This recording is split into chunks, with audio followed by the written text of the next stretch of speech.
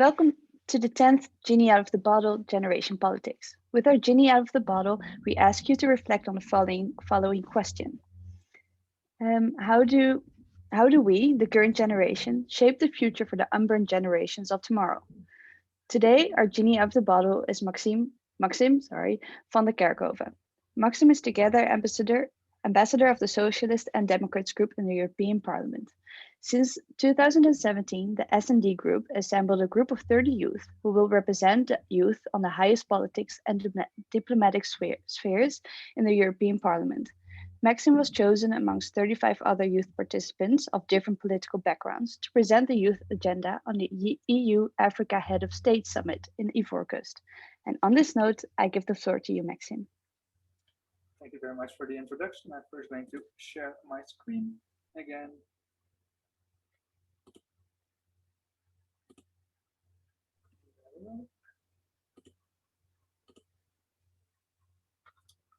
Perfect.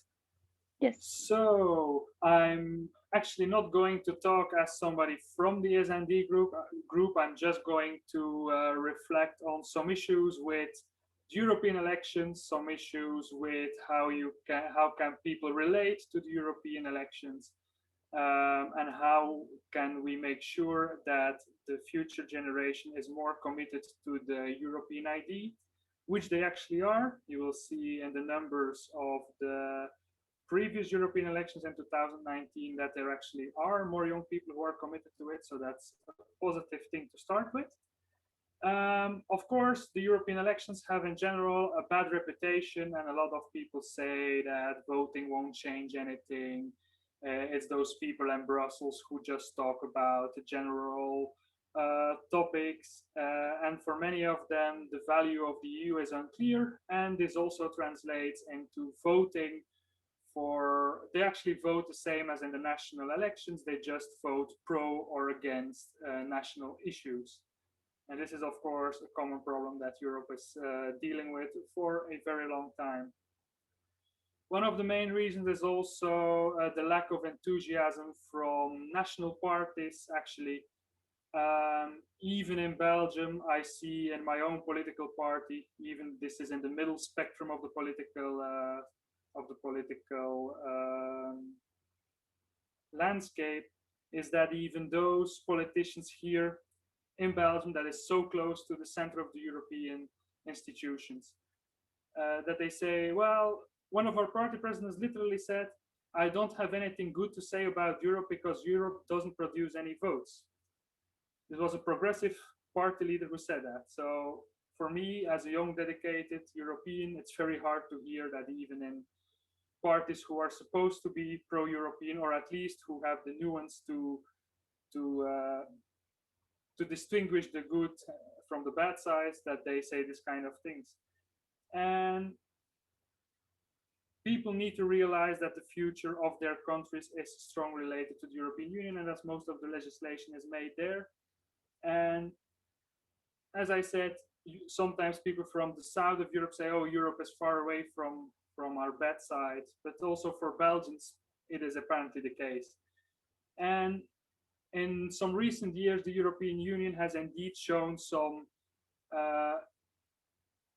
insufficient solidarity actually to jointly approach some issues, for example, the migration issue, for which there can actually be no national solution. And of course, forgetting these things plays the right-wing anti-European powers in the hand, of course. Let me start with the first slide of the 2019 European election turnout, where you see that because of the increase of young voters, for the first time since 1994, we had more than 50% of the people who went voting, which is of course still quite a low amount of votes, but it is at least an increase. And to be honest, the center parties in the European spectrum can be very, very glad that they had this increase in young voters, because this actually allowed them to stay in power with their grand coalition.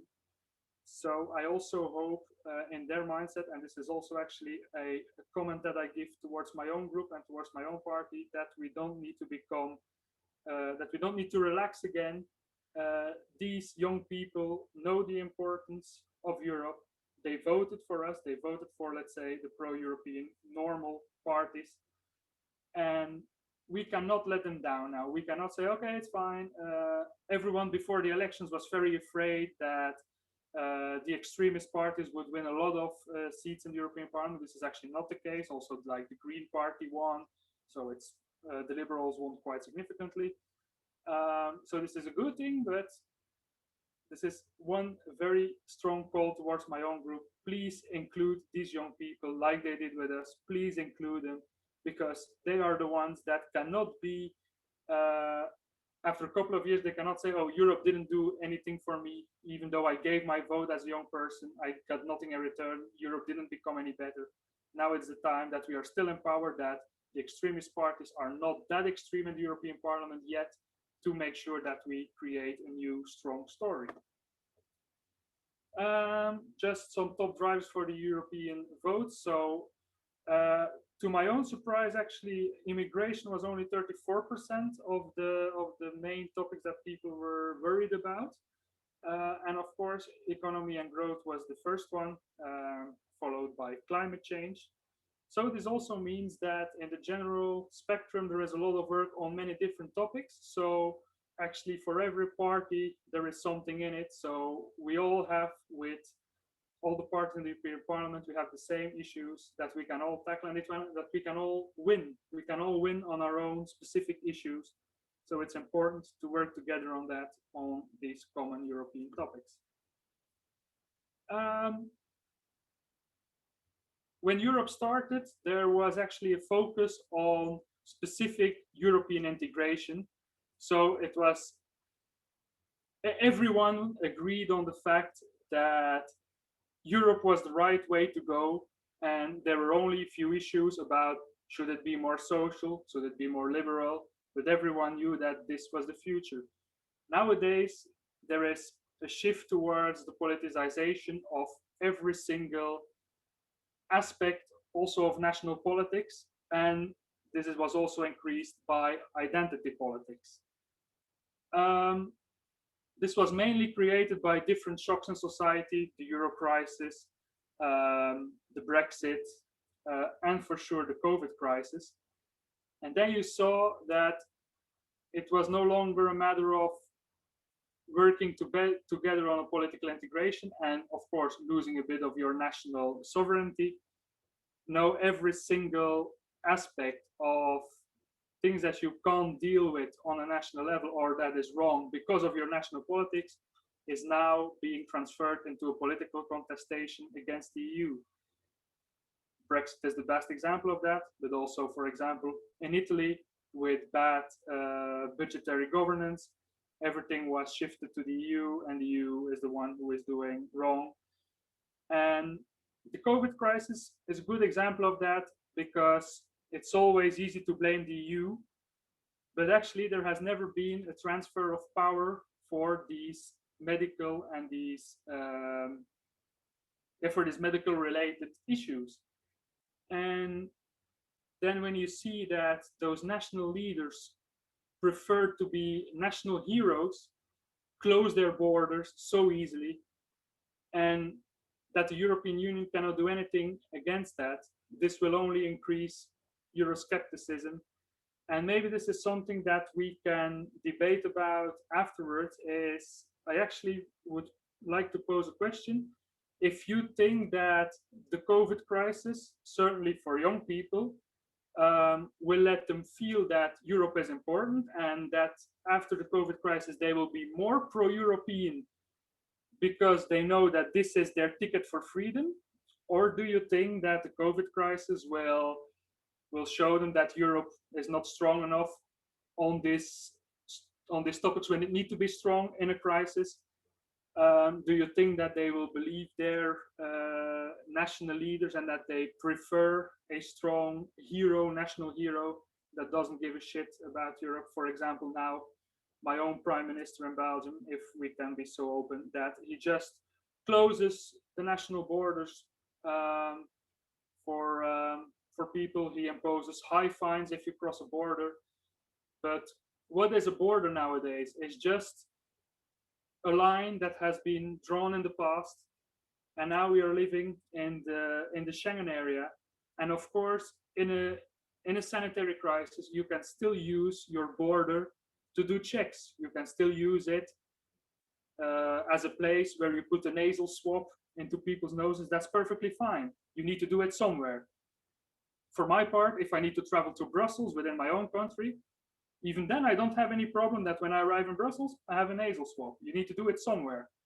But to go back to these national borders just because there is a line, for example, I'm living 10 kilometers from the Dutch border. I cannot travel 10 kilometers to the right, but I can travel 200 kilometers to the left just because there is a border there. So this has nothing to do with the sanitary crisis. And if we want young people and the society in general to be more pro-European, we need to stop doing these kind of shit, let's be honest. Of course, the focus is mostly on national issues, and this is backed by the media. It's the fact that there is like a permissive consensus on the integration policies, and these things in the past have progressively vanished, and because of that, citizens express their polarized attitudes towards the EU. And because of this focus on national issues, you see that governments are able to claim their superior competence to defend the national interests within the EU. And there is no room anymore for pan-European ideas, like the initial thought of the European integration, where like, let's say, the founding fathers of the EU discussed the broad topics of making a social Europe, making an economic free Europe. And nowadays in our media, there is no room anymore to do that. And we are stuck in, once again, these national heroes who show, look, we can defend our national interests within the EU. And that's also the only thing we will do, because there is, for us, no reason to discuss big topics. The intergovernmentalism is far from what it's supposed to go to towards supranationalism. You still see that the Council of Ministers block the real reforms that need to be done. And as long as this is the case, we can never talk about supranationalism. And when we have a crisis, because of that, it is so easy to fly back towards your national laws and your national superiority, basically. Why did we return towards more nationalism? Well, I guess it's because the EU didn't put its priorities straight. For example, the Green Deal, that's actually a good example, where priorities are not always exclusive. What people see is that, okay, Europe doesn't work for me. They have good ideas with renewable energy. They have good ideas with new forms of transportation. But mostly nowadays, this only means that people who cannot afford a new car will pay more taxes. People who cannot afford to travel green need to pay more taxes. And as long as we don't realize that this is what the media picks out, and of course, not all those things are true, but it is a fact that sometimes the policies of the European Union are only good as a general ID. And it's a bit the same with the SDGs from the United Nations. The IDs are very, very good, but sometimes when you go with these IDs towards, let's say, poor areas, they simply say, go away with your green IDs. We first need to make sure that at least we can send our kids to school. And as long as the European Union don't prioritize these things and don't listen to the real needs of people, then there might be a big problem with that.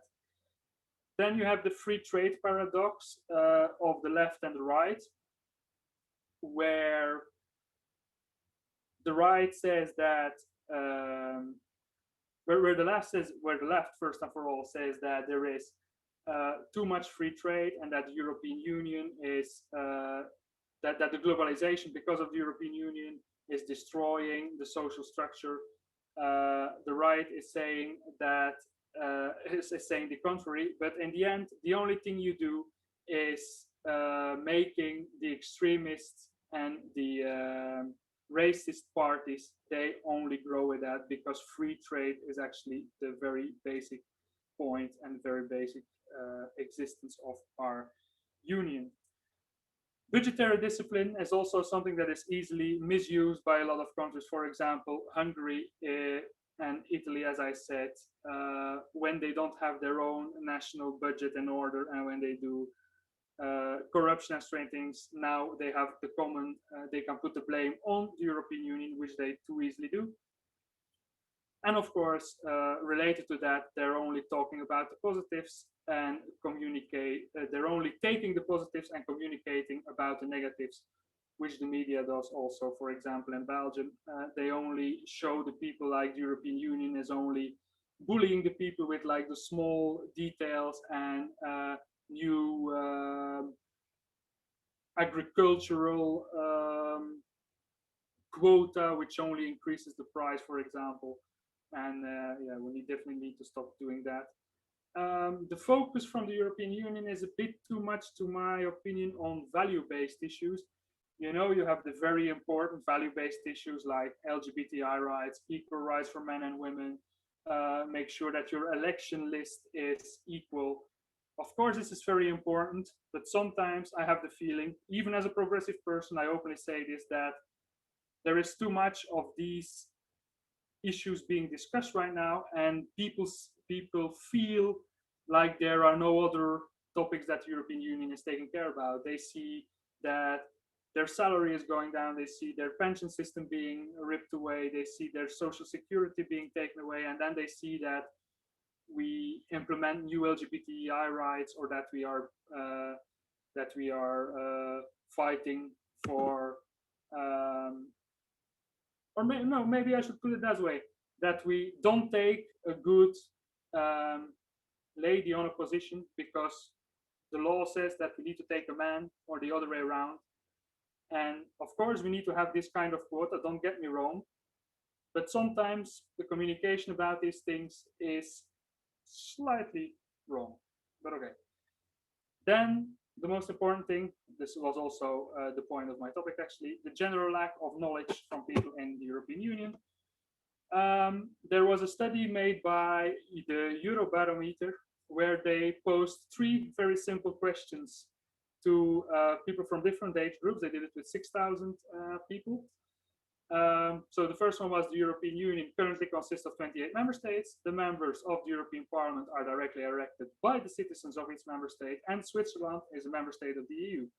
So to us, quite easy questions, but the results were actually quite dramatic. Also, with young people, if you see that less than 20% had all 3 answers correct. Of course, there was a big difference in the different European countries, but congratulations to the Netherlands. This is quite bad, to be honest. But okay, just to show you that even those 3 simple questions cannot be answered correctly, and even when you see that that people don't even have, like 20% of the people don't even have 1 correct answer.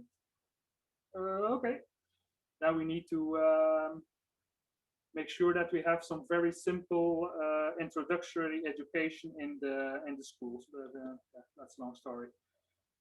Now we're going to shift towards the European elections as such. Let me take something that I have to say about that stuff. As I already said, the pan-European issues are almost absent during campaigns because people are only interested, politicians are only interested in their national interest. In Belgium, for example, the European elections are on the same day as the national elections and the regional elections. To my opinion, horrible. Certainly in Belgium, we have obligatory voting, which only means that people are really voting the same on the national level and on the European level. They don't even know what is going on the European level. A solution for that can be to create a transnational candidate lists, so that we at least can vote for candidates all over the European Union and pick out the best one. Of course, the difficult part with that is that the most powerful countries like Germany will always have the upper hand in that, and most of the important candidates will come from their side. That's of course true. But in the end of my presentation, I will propose an idea which we will also discuss about dividing the European Union into federal states. I'm open to this idea, but it's good to discuss this because it's actually a very difficult topic if this will be beneficial for Europe or not. Then, of course, you have the national politicians who prevent EU solutions. As I already said, in the Council of Ministers, they try to block stuff that has been already discussed in the European Parliament. And then you see that they prevent European solutions from taking shape, and that they are only happy, and that they are happy to pass the buck onto Brussels and say that the EU has once again failed. For us here as young people, the next point is quite important, is that we need to have committed individuals in these positions in the European Parliament. And this also means that we need to make sure that our European lists are more young. First and for all, an example that I had from a friend of mine in Finland, because they only have very little MEPs, I guess, 10 or 12, I don't know anymore. So for them, it's very, very important to have committed individuals, because mostly a party only has 1 or 2 MEPs. So if you don't have a person that really wants to do something for Europe, then you can completely forget it. And then the media won't be even interested anymore. I also need to make sure that your European Parliament doesn't become an elephant graveyard. In Belgium, we're very good in that. We're always sending our politicians who have been voted away by the people in the national elections, we send them to the European Parliament. And then, of course, people say this is just a well-paid exit from your political career, even though we already voted you away in the previous national elections. So we need more young people, because I guess we are the very first generation who know the importance of European integration. We have been in contact with so many different cultures. And I guess we will be also the very first politicians who will be able to create new treaties and new agreements. We will be able to make them in a way that is acceptable for all the other parties, because we know the differences between the countries.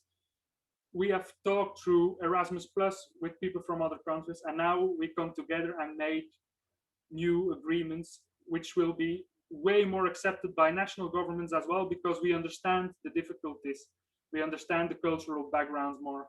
So I guess this is a very positive thing for me to see, and I really, really hope that European Union continues to invest in Erasmus Plus and in this kind of things, because this will be the key to actually get rid of most of the problems that we have, that I have pointed out previously.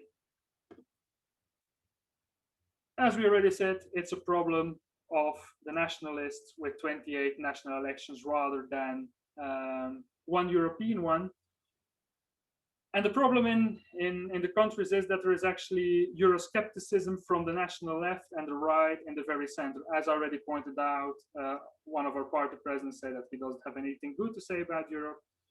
And even in the parties that are supposed to understand the importance of Europe, even they want to return to the safety of their national sovereignty, and that's certainly what you saw during the COVID crisis, that even progressive left parties like my own said, like, there is no time for Europe now. Europe doesn't have anything to say right now. This is a national, really, they literally said that, this is a national health crisis. So even in a pandemic, even in the worst possible global issue, still those progressive politicians say, no, this is better solved on a national level. I also saw it in the solidarity with, for example, in the beginning of the crisis, where you had Italian hospitals that were full. We didn't take anyone. We just, even though we didn't have any problem yet, we were just like, close the borders, that's it. And it's a sort of I don't know what it is, a sort of nostalgic feeling for this protective role of the sovereign national state. And of course, some of the austerity policies and the fiscal discipline that has been imposed by the European Union has also made that the center parties cannot explain or don't want to explain these issues anymore to their electorate, so they just choose the easy solution on that. Another problem is that the legislative process in Europe is not sexy at all. It's complex, it's technocratic, it's opaque. So that's maybe something to discuss, how we can make sure that we have a sort of national body, a neutral, non-political body who can translate these European big ideas into national, tangible changes for the people. Political careers are still made on the national level. Let's be honest, for young people like myself, getting a good place on the European list, getting a place on the European list in general is a very hard thing to do. You need to be very, very dedicated to the European ID to want to continue in this process, because first and for all, since we have elections on the same day, you don't get any support whatsoever from your national party. All the money goes to the national and the regional elections, and there is nothing whatsoever. What was I about to say? Well, I just lost it. Also, the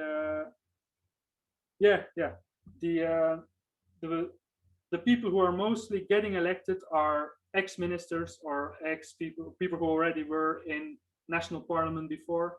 So they are almost sure that they will be elected, because of, certainly in Belgium, because of the system. When you are on the first two places of the list, you don't need to campaign whatsoever because of the waterfall system. People nowadays don't feel related anymore to the people on the list. They just vote for the ancient parties, let's put it this way.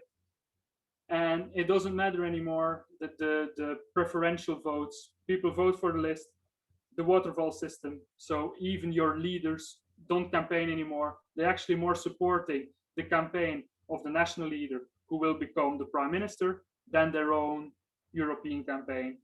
And as a young person, this is quite demotivating, because really you have to do everything yourself. Of course, it's still politics. You always have to do things yourself. But yeah, we need to work on that. And I guess having the European elections on a different day is already a first step in that process. There's a big problem that there is no assessment of the performances of the MEPs anymore. Let me just check. So people don't feel related anymore with what is happening in the European Parliament. There is no way they can keep those people accountable anymore, because it's far away from what is really happening in their countries. A big idea is that's something we need to discuss, is about the Grand Coalition.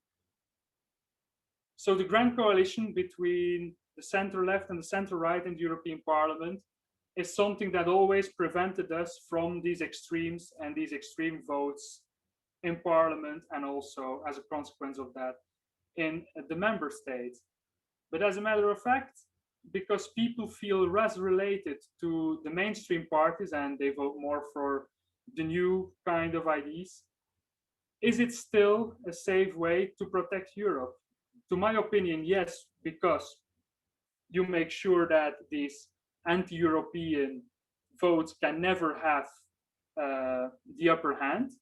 But on the other hand, you're just not listening to the people. And once again, this Grand Coalition was saved by the young voters. So now, as for me, as Socialists and Democrats, we need to make sure that we rewrite our story and don't get stuck in this comfortable position that we will always be in power. A solution that was proposed by some people is that there needs to be a national denomination in European positions, because for now, of course, the strong countries like Germany have the majority in the important European positions. But on the other hand, even if you even if you have like a quota that you need to have people from every country in those positions, you still remain with the same problem that those people will be chosen by the strongest party in the European Parliament anyhow, so they will always function for the big countries. To my opinion, this won't solve anything, but that is also something we can discuss if some people have another opinion on that.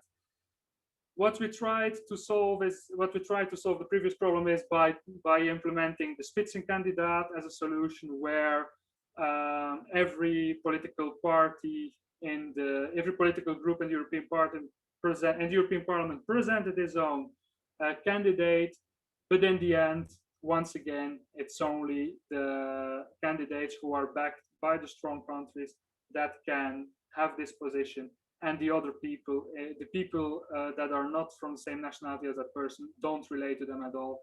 And to be honest, this is the second time that they tried, and they don't see a significant change in people feeling related to the European elections. What about the next European elections? So, as we already said, the voters abandoned the traditional mainstream parties, and the parties were actually established based on identities and faith and class, and they have largely lost their relevance in post-industrial societies. And because of that, also, this grand coalition and these rigid forms of big parties is maybe not where we're supposed to go to. Also, because we're now living in more fluid societies, where jobs have changed, where people are more mobile. And also you hear that, for example, people from Romania who are working in Spain, even they say there is no common, we don't feel represented in Spain for our European rights. So this internal European migration doesn't actually function right. So let alone the integration, the migration that comes from outside of Europe. So this is definitely something that we need to tackle, is that people feel at home and basically feel European in every single country and are also treated as an European citizen. Now, for the next elections and the past two elections, I guess, there is a lost link between the representative and the represented. And because of this loss of trust, there was a further decline in the media coverage from the European elections. And as we saw in 2019, as I saw, there was almost 30% less media coverage on the European elections than in 2014. And this is just because of the fact that because of the social media coverage and these political developments, the social media has actually made the link between these representatives and the represented even weaker. And paradoxically, actually, the rise of those nationalist parties has actually created the first opening for turning the next European election campaign into a truly transnational debate about the future of Europe, where we will return to the big ideas like we had in the phase where we were all agreeing on integration and we were just disagreeing on the way we were about to do it. But the problem is so we had the good idea of implementing the Future of Europe conference, which was supposed to start in 2020, but because of the corona crisis, it was postponed. But the problem is that it will be still a very elitary group of people who will discuss about those general ideas, which will be very good, but will be little tangible for the man in the street. So this is also something which I want to discuss with you, is how do you think we can solve this elitary, once again, this elitary conference, because it's always the same, that we are talking towards ourselves and we really think that we are changing the European Union, but in the end, we actually create our own echo chamber of pro-European ideas, which can be very, very good. And certainly with the European Green Deal, those ideas are very, very good. But this doesn't mean that all the people know what you're doing, and this doesn't mean that it's also beneficial for everyone. So we need to open up that debate. This is my second to last slide. What we specifically need to change in the electoral system. So first and for all, we need a common European electoral law, because now in all the different member states, the electoral laws are very, very different. First and for all, in some countries you can vote from 18 years old, in other countries you can only vote for the European Parliament elections from 21 years old. So we need to make sure that this is unified. There are many other topics that we can discuss maybe later on this electoral law. And also something which I want to know your opinion about is the obligatory voting. For my personally, I'm in favor of obligatory voting, because at least you oblige the media at least a little bit to take some time to discuss some topics from the European level. You also oblige people to at least know that there is a European election, because I saw some numbers in some other European countries where only 12% of the people knew that there was a European election. On the contrary, a lot of people are afraid that people who don't want to go voting vote for extremists just because they need to vote. It's like actually a protest vote, because they don't want to be obliged for this. But I guess it's your public duty, it's your individual duty as a citizen to go voting. So for me, I'm in favor of that.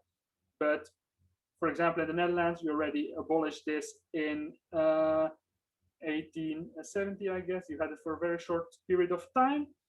So maybe how do you look as young people towards obligatory voting or not? Do we need to have a direct election of the Commission president? I would say somewhere in the middle, because yes, of course, this would be very good that we can at least elect the leader of our European government directly. And as you saw, even though, for example, now with von der Leyen, she's very good. She's even better than I might have expected before. But of course, she didn't run in the elections. So you have a democratic deficit there, which is easy for Eurosceptical parties to fight upon, obviously. The thing is, she's the best person. So the fact that she is a consensual person, mostly in the European atmosphere, is always a good person who is decent and who does her job well. If you make this into a direct election, you can have more career politicians who come into this position. You can have populists. This is, of course, a difficult topic. So the thing is, will the problem remain the same if you directly elect the Commission president? Because in the end, somebody needs to choose who will be on top of that list anyhow, and it will be the big parties in the parliament. So is there anything that's going to change? I don't really know. The problem is that we still nowadays have nationalists, and because of that, the national parties still decide on the candidates. They choose the electoral program. They run under their name, their own finance, their own campaign. And because of that, politicians, they only cater to purely their national electorate. They only tackle national issues, and they keep the national interest of the member states at stake in a European campaign. Nowadays, European parties only serve the European Parliament. They don't serve the citizens. So we really need European elections where there is a general interest for all citizens. And then we need to make sure that those parties have constituencies that are EU-wide and that are not just the sum of national constituencies. And only this way it will oblige national politicians to propose solutions that are in the benefit of all EU citizens.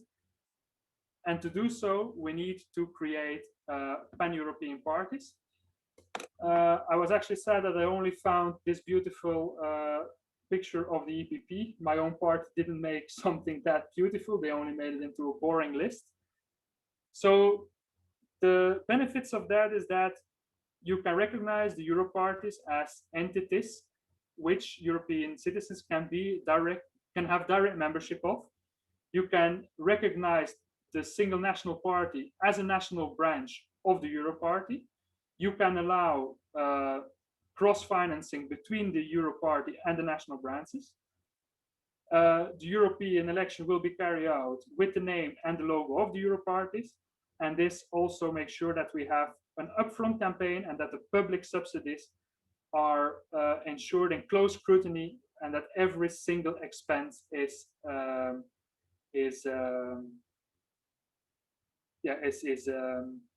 ensured that it was used for the benefit of the European elections.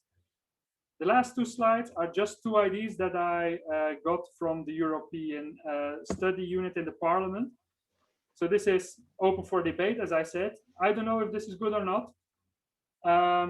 They propose that there is a presidential election for the president of the European Party, for the president of the European Commission. God, I had a long day.